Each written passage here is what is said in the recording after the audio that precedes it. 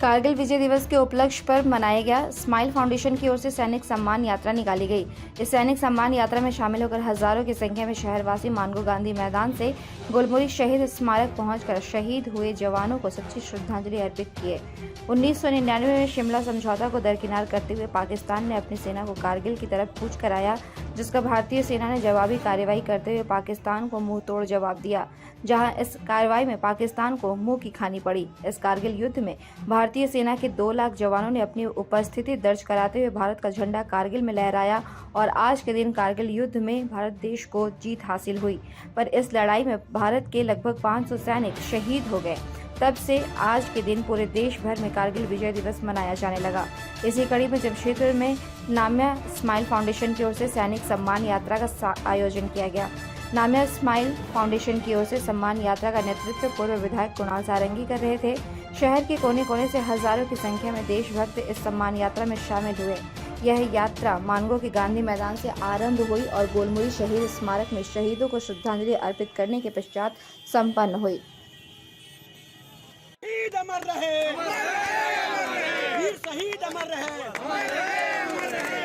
शहीद मनोज कुमार जी की भारत पीता समाज से निवेदन है कि आप आए।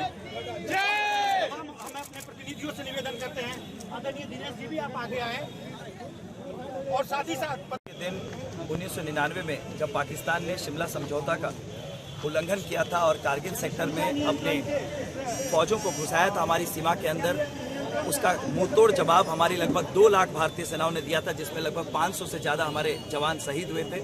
लेकिन आज कारगिल में हम लोगों ने कारगिल को वापस पाकिस्तान से छीनकर वहाँ पर भारत की पताका फहराई थी और फतह हासिल की थी। उसको आज पूरे भारतवर्ष में आदरणीय प्रधानमंत्री जी के नेतृत्व में कारगिल विजय दिवस के रूप में मनाया जाता है, जो हम सबके लिए सौभाग्य का क्षण है कि आज हम उन वीर शहीदों को नमन करते हैं, उन वीरों को भी नमन करते हैं जिन्होंने भारत माता के लिए अपने प्राणों को न्यौछावर किया। और वो सारे वीर हमारे सैनिक जो अपने रातों को गंवाकर हमें चैन की रातें देते हैं, -30 डिग्री के टेम्परेचर में जाकर सरहद पर हमारी सीमाओं की रक्षा करते हैं, ताकि हम अपने सपनों को फॉलो कर सकें, अपने सपनों को हम पूरा कर सकें।